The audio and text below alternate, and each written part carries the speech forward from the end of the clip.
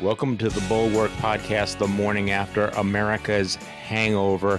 I'm Charlie Sykes. We are joined by Bill, Kristol, and Mona Charen, who are up very, very late with all of us doing a live stream and trying to make sense of what happened. I mean, look, guys, it didn't go the way that we expected or hoped for, but Joe Biden's going to win this election. I just want to go on record here. You put together, just here's the formula: Arizona plus Wisconsin plus Michigan, and assuming that he holds on in Nevada, that's it. That's 270. So, but we didn't get the full-throated repudiation of Trumpism we wanted. GOP is holding the Senate. It looks like they're actually going to pick up seats in the House.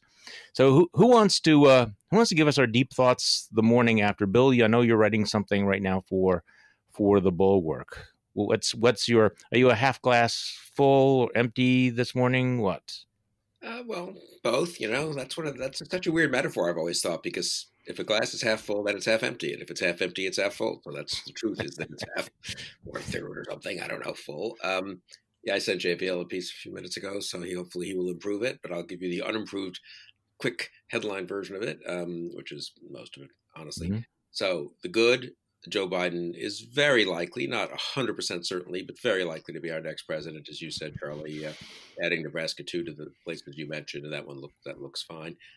He'll be at 270. Pennsylvania will know in a week maybe, and I think he could win it and be at 290 electoral votes. I don't think Georgia will quite make it. So we're looking either at 270, 268, I think. Wisconsin looks pretty well done. Yeah. You were right about that last night. Michigan looks okay. Everyone I've talked to from Michigan, I know some people from Michigan said, include Republicans, say that that's not probably not surmountable. Biden's new lead there. The outstanding vote is Wayne County, Detroit. Right.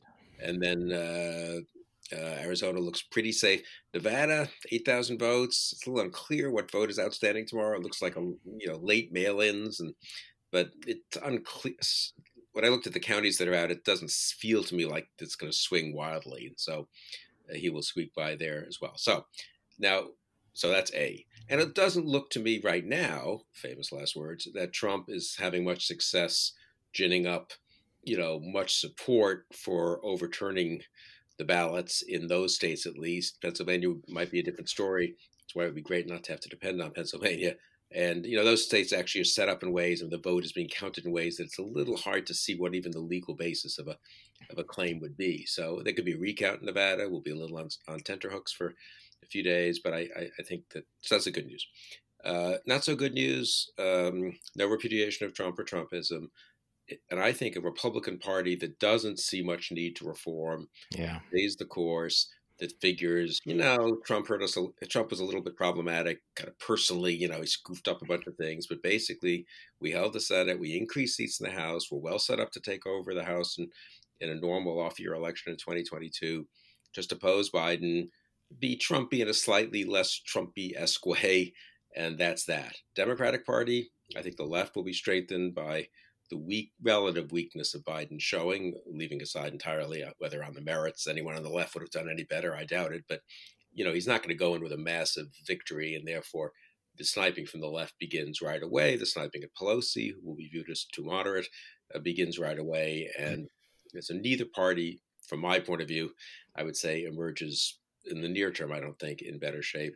And then finally, the ugly, as I call it in the piece, I mean, I hate to say this, but the fact that more of the American people, a slightly higher percentage actually of the total vote, maybe a slightly lower percentage of the two-party vote in America, having seen Trump for 4 years as president, not betting on an outsider or a businessman, I don't like Hillary, none of that, having seen him, was ready to give him a second term, not ready to sign a nice thank you letter, but ready to give him a second term.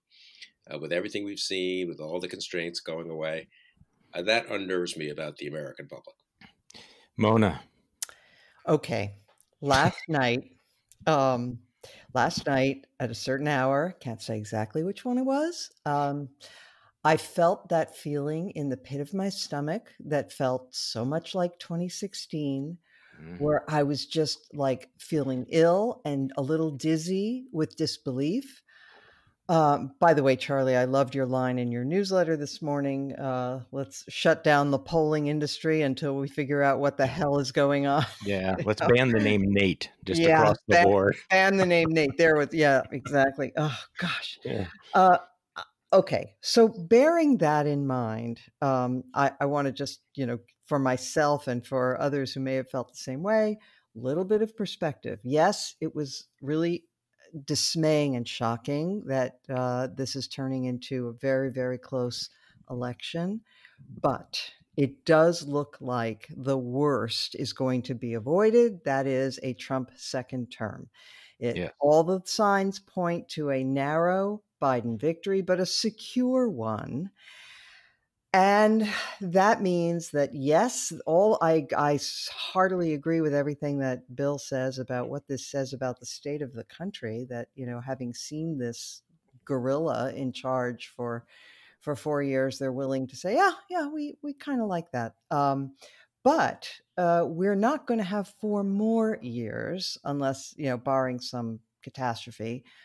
And so we do have an opportunity just because of that for some healing, some repair of our really frayed republic. Yeah. Well, this was the election that we were all hoping was going to break the fever, but I think it just underlines how divided we are. And I think it's going to end up making us more divided because of the fight that we're about to have. But I guess I'm going to try to have a more positive take on this. I don't disagree with anything you guys just said.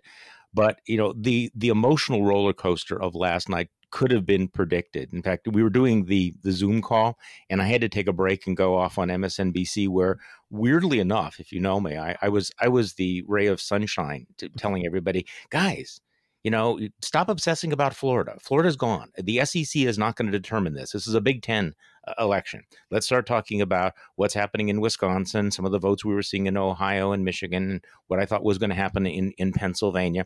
Because in the end, this thing is playing out the way that we would have thought a couple of years ago. I mean, if we go back 6, 7, 8, 9 months, and we were to be, saying what's going to determine the outcome, we'd say that blue wall. The election is going to be decided by Pennsylvania, Michigan, and Wisconsin.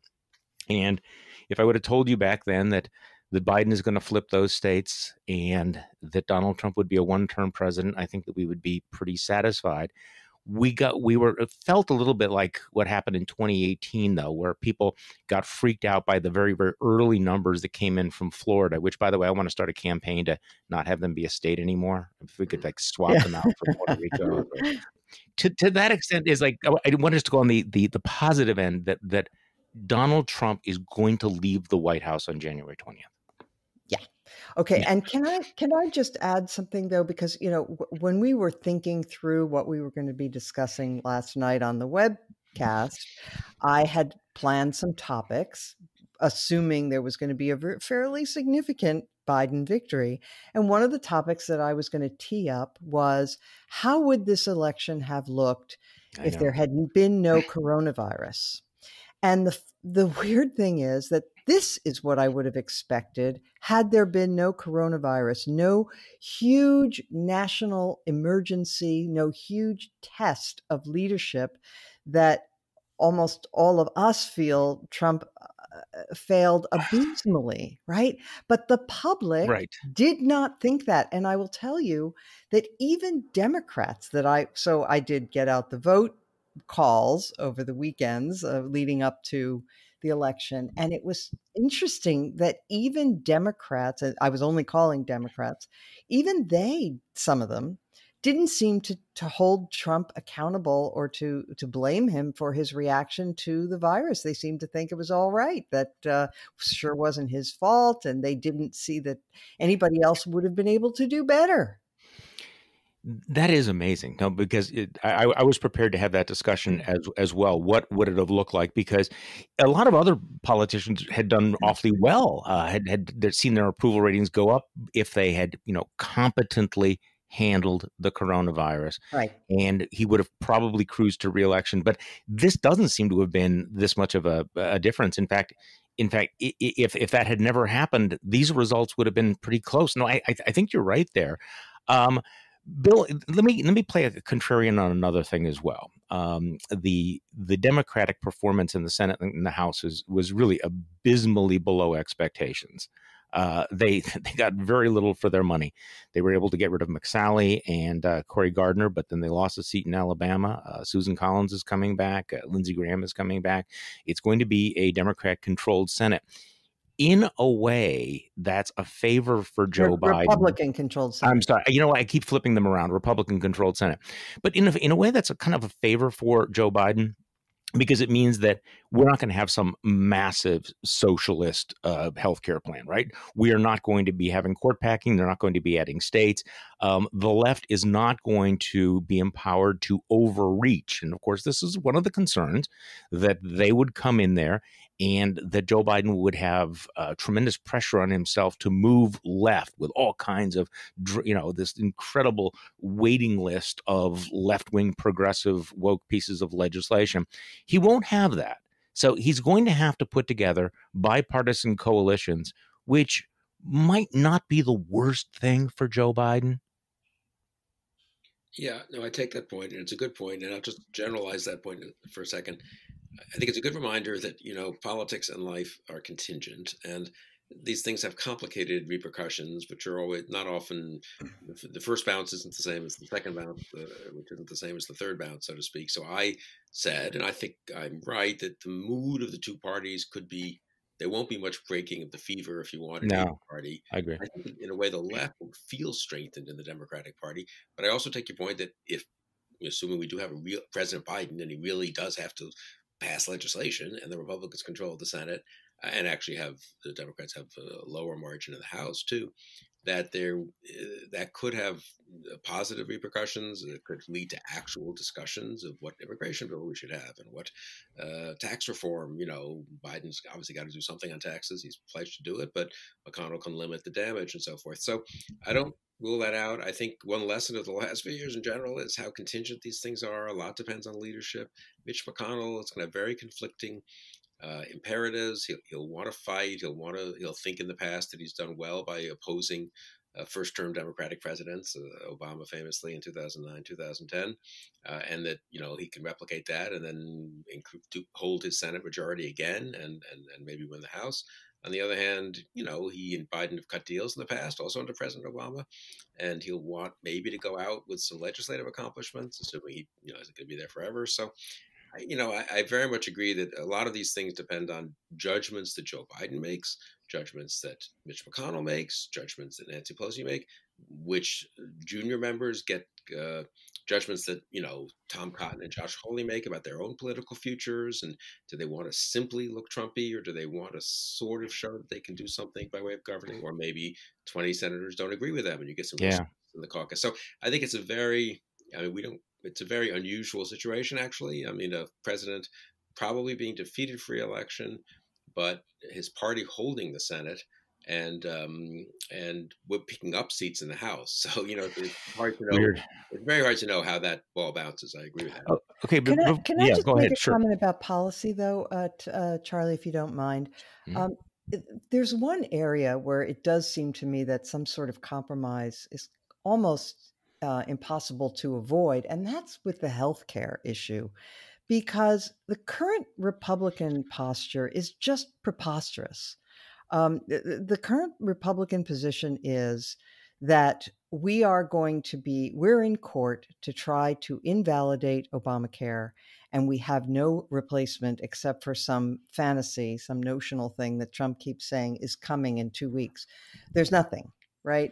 And just as a political matter, we have seen that even when the Republicans were in control of both houses and the presidency, their own constituency did not want them to eliminate Obamacare. And so what they came up with was some sort of skinny bill, but in any event, that failed. But I just think it's not possible, it's not sustainable for the Republican Party to maintain the current position. The case is likely to come to nothing in the Supreme Court, and then they will probably be willing to bargain on that issue. Yeah, they should be. Yeah, they ought to be, and that would be one area. I mean, I could certainly see a President Biden being able to put together a package on healthcare, and also, it became a joke during the Trump years, but we might actually have a real infrastructure week at some point. So Yeah. let's not get too far ahead of ourselves, because we're still in the midst of a very, very messy election fight here. And just take a moment to think that if it turns out that Arizona is the state that really it was the nail in the coffin, think about the sweet cosmic justice of the fact that maybe it was Trump's pettiness towards John McCain and all of that, and the alienation of John McCain, that provided the margin in Arizona, which provides the 270 electoral votes. It is perhaps the final act of John McCain. It's the kind of flipping him off. So That's a nice thought. At least enjoy that, Bill. Yeah. I mean, come on, you gotta cheer Bill up. Think about that. I'm a friend of John McCain and a supporter. I know. So I do enjoy that, I guess. And I've several McCain people emailed and texted me last night, commenting on that actually late last night. The only thing, just one more point just to put on the record. I think I agree with it. But I mean, we're stipulating in this discussion that Trump doesn't really follow through on what he said last night. Well, I don't know that. Yeah. But I mean, I am still, it's not inconceivable that 2 hours after we get off the taping this and the podcast gets put up, Trump tells people to go march on God knows some state capitol, and we really get in a scary situation. So I hope that doesn't happen. But he's so, every time one hopes that, okay, Trump's going to sort of subside, or the support for Trump will sort of subside, and therefore he's not going to be as irresponsible as he could be. He may look at this and think, I don't know, does he think I've got to stay in power no matter what because of constitution and my money and so forth? Or does he think I had a good showing, I can now go out pardoning myself, and they probably won't challenge it, and I can pardon a lot of people, and I can kind of still have a huge TV network and, dominate the Republican Party, and I'm better off being pseudo normally. I mean, that's just another question that we don't know right now. Yeah, but then he'd be a loser, Bill. Which he will never be a loser. He will only have been betrayed and cheated, because he will stick with this story until his dying breath. That he won this. Okay, let's play what he said last night, because I mean, this is obviously it's going to frame what's going to be happening over the next few days. This is in the middle of the night. He comes out. He prematurely, falsely claims victories, running through a number of states that he won. And let's just pick up what he says here. So we won there. We lead by 76,000 votes with almost nothing left. And all of a sudden, everything just stopped. This is a fraud on the American public. This is an embarrassment to our country. We were getting ready to win this election. Frankly, we did win this election. We did win this election. So our goal now is to ensure the integrity for the good of this nation. This is a very big moment. This is a major fraud in our nation. We want the law to be used in a proper manner. So we'll be going to the U.S. Supreme Court. We want all voting to stop. We don't want them to find any ballots at 4 o'clock in the morning and add them to the list. Okay? It's a very sad moment. To me, this is a very sad moment. And we will win this. And as far as I'm concerned, we already have won it. So I just want to thank you. Okay, so a couple of things there. I mean, if he's talking about stopping counting of votes, that's not going to happen. I mean, that would be blatantly undemocratic. That's illegal. We always continue to count votes after the election. But I gotta say, guys, he sounded very low energy to me.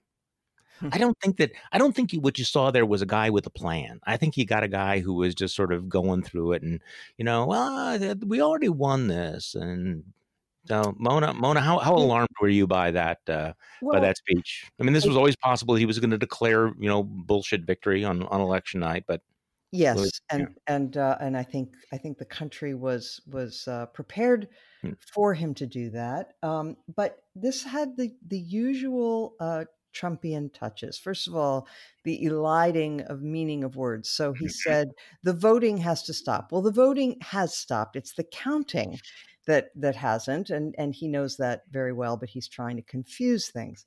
And then there was this phrase that stuck out to me because, again, it betrays the phrase is, we need the law to be used in the proper manner. Yeah. Now, the law is the law, right? And we obey the law and we abide by the law, but not Trump. He uses the law for his own ends. He twists it and manipulates it. And that's what he's trying to do. With trying to the notion that he can go straight to the Supreme Court with his 3 picks and say, fix this for me, issue a ruling, that once again, that's just not how things go. And what Biden said is absolutely right last night, where he said, the president does not get to decide who the victor is. Neither candidate gets to decide that. The people decide it. And we have our procedures in 50 states, and he's not going to be able to stop the counting of ballots. The thing he could do, and this is what I'm thinking in terms of the worry, is that, there's in every election, there are examples of, ballots that get spoiled or ballots that get lost or whatever, machines that break down. And what I am worried about is that he and his minions in the Republican Party will find those examples and trumpet them and say that this proves that there was fraud and therefore we need to have recounts, or we need to have, in some way have the courts throw out legitimate ballots. And that's more than a little worrisome. I think that's almost certain to happen. That all he needs is a couple of anecdotes. You make that the centerpiece, and then you use that to discredit the entire vote. Bill, you said something earlier about, it's possible that he could, call for public demonstrations.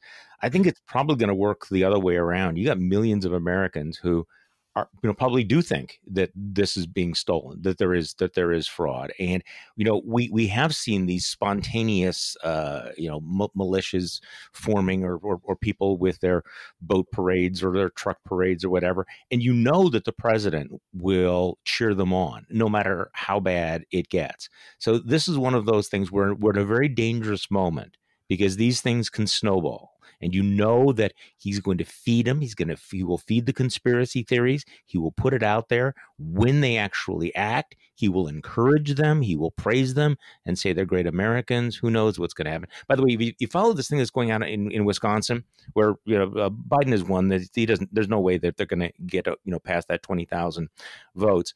But hold it. I'm trying to actually call this up. So there was, oh my God, Twitter's actually blocked something that the president is trying to retweet. It's basically somebody had a typo when they were tabulating the numbers. Okay. And they gave the Libertarian candidate it was a typo, 300,000 more votes than she actually got. And then they realized it was a typo and they fixed it. And of course, people are going, what is this all about? Mm-hmm. Is this some sort of, and everybody who's looked at it goes, no, there's not, it's a typo. But here you have the president of the United States, who in the last hour has tweeted it out all in caps. What is this all about? So to your point, he will search around for any sort of pretext to challenge the legitimacy of this election. So we're in for this ride, Bill. I mean, it's 80% of the Trump supporters in Wisconsin were absolutely certain he was going to win.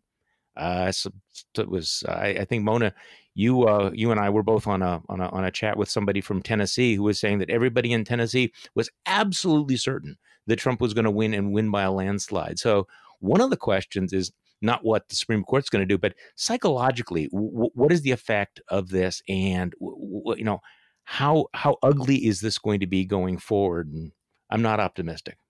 And I'd just say maybe 2 points. I mean, one, I think Trump will be irresponsible and reckless and demagogic. And there are people out there who will respond to that. There's a big difference, and both of you sort of made this point earlier, that between the kind of pro forma, routine, if you want, demagoguery, where he'll never accept that he lost legitimately. He was cheated. It's sort of like a team that, the umpires, the referees stole the game from us. But at the end of the day, they leave the field and the game is over, and they complain about it for the next months or years. versus, I don't know what, asking your fans to riot and, attack the referees and so forth. And I hope it's only the first. And it feels a little bit like he's mailing it in, but I have no confidence in that. And obviously it could be much, much worse. I think that does get to the broader point then and I think that probably affects in a way the psychology, but I don't know. I think a lot of people will believe either that he was cheated or he kind of got a bad break, and if only the media was so against him. And there are other things you can do. Yeah. Sure, there are other things you can blame other than electoral fraud. I mean, you can just blame institutions and people and never Trumpers and the networks and anyone who wants Facebook for suppressing allegedly his own Twitter, whatever they want.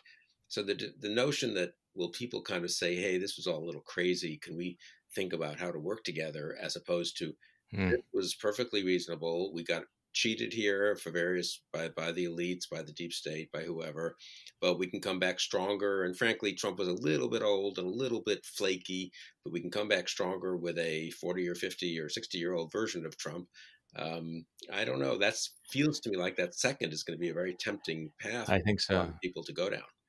Okay, so none of us are polling wonks here, but one of the things that we will have to sort through over the coming months will be this dramatic, systematic polling error. I mean, this ranks right up there with Dewey beats Truman in terms of like major polling error across the board, multiple pollsters.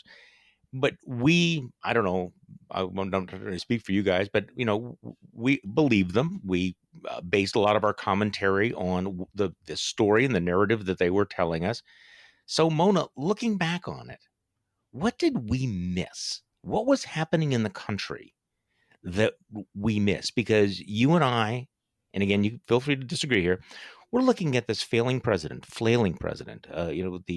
the just absurd closing argument, the disaster of his coronavirus, the corruption, the mendacity of this man, 4 years of watching his cruelty and his incompetence.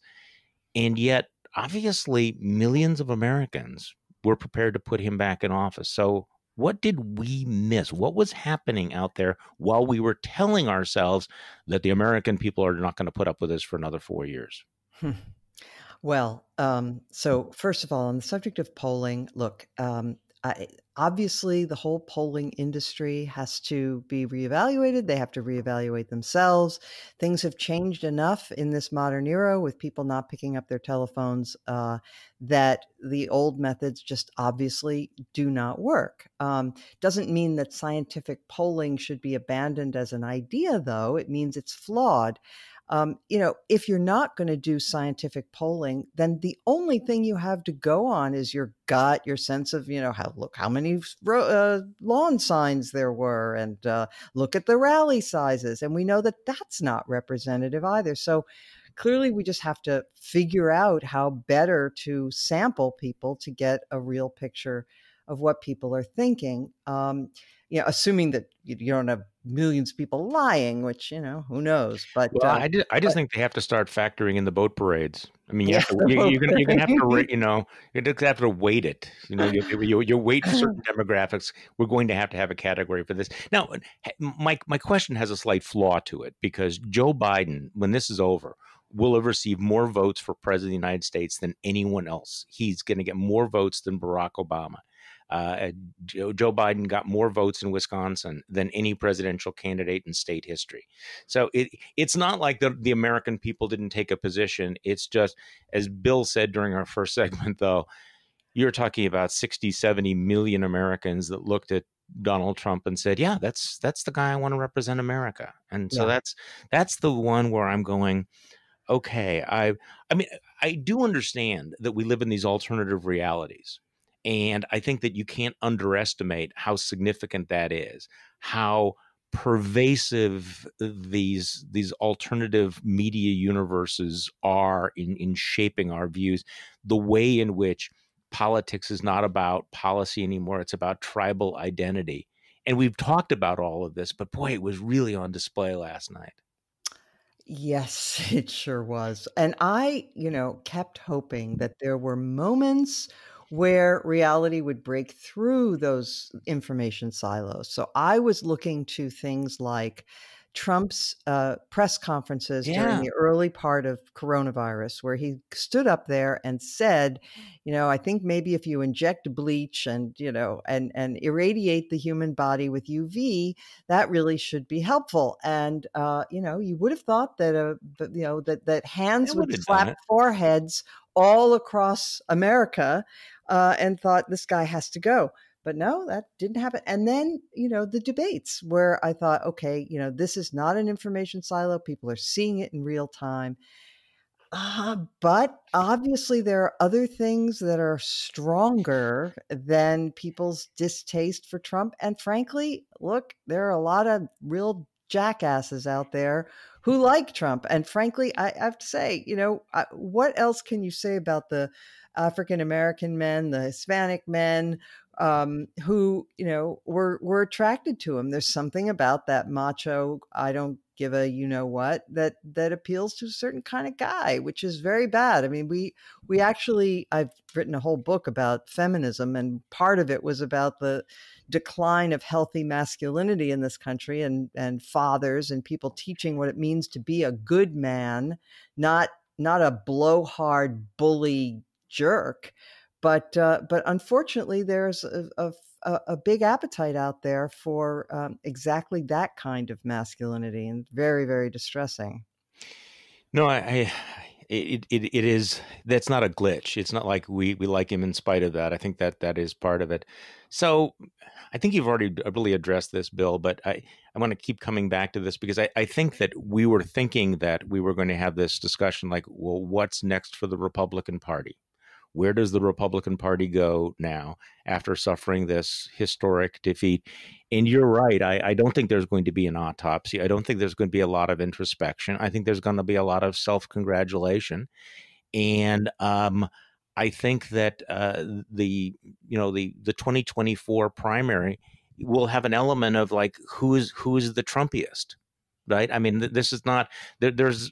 It doesn't strike me that this is a party that is going to say we've made some just fundamental errors, and we need to look in the mirror and ask ourselves, how did we get here? I do think that they're probably going to double down on a lot of things. Of course, they'll be freed from having to defend Donald Trump. I mean, that's got to be a little bit of a relief on the part of the senators, even the ones who have been craven and sycophantic. At least on a daily basis, they don't have to carry water for him anymore.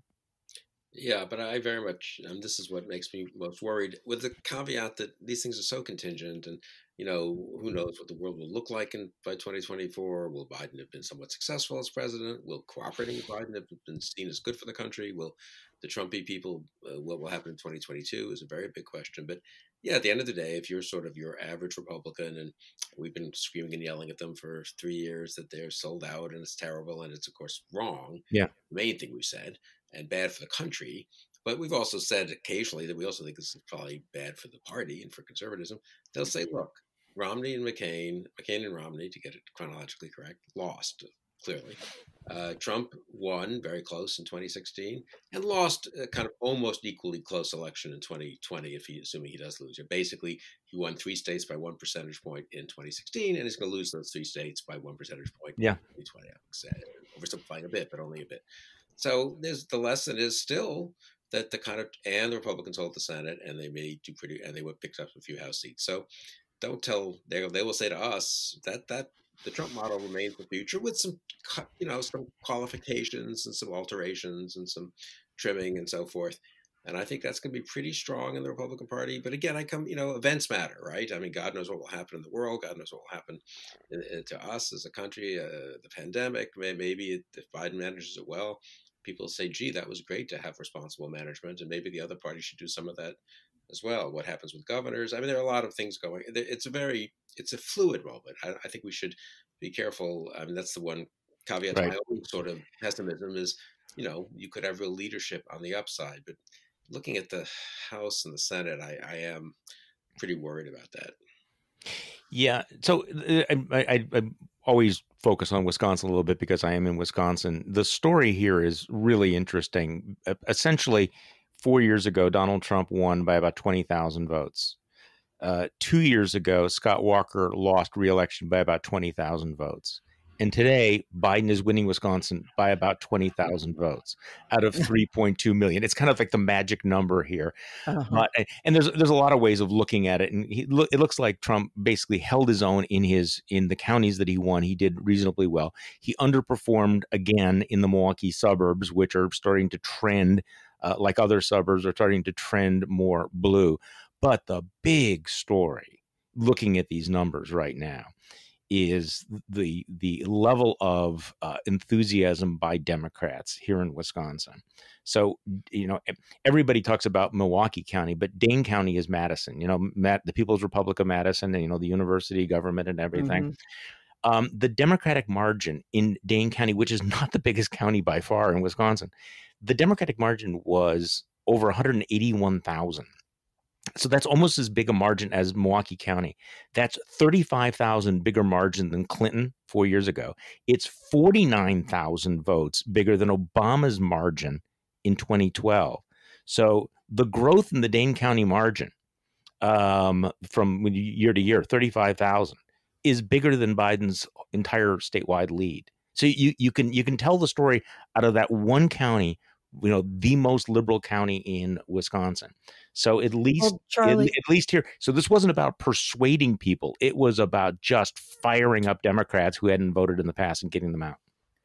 Charlie, you're right to bring up the vote in a county like Madison, because one story that this election does not change is that younger people are heavily trending Democratic. And this is not an iron law of history. I mean, when we were young and when Reagan was president, he carried the youth vote. And a lot of the people who became Republicans during the Reagan years stayed Republicans throughout the rest of their voting lives.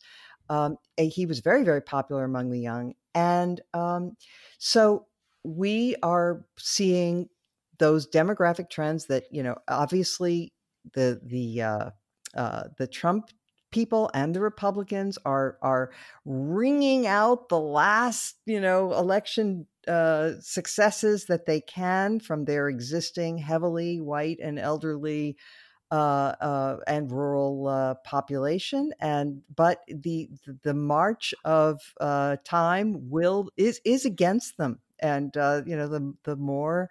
It's been said many times, but the more diverse and the younger voters and the more women and the more minorities and all of that, they are trending the other way. And in time, it will change things. Yeah, but Charlie Kirk will turn that around.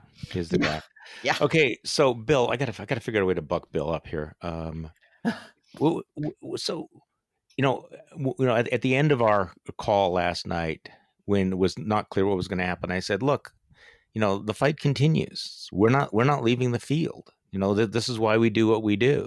And I think that we thought that there would be perhaps a different fate, different agenda for, and we'll describe ourselves as never Trumpers, but we have to stay in the fight.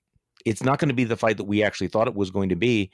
But I mean, could we at least acknowledge that right now, that at noon on January 20th, 2021, we are all going to be hosting a glass because Donald Trump will no longer be the president. So in terms of never Trump, he's gone. He's going to be gone. But this business of fighting for the future of the Republican Party and conservatism, it doesn't look good, but what is our role? What is the agenda going to be?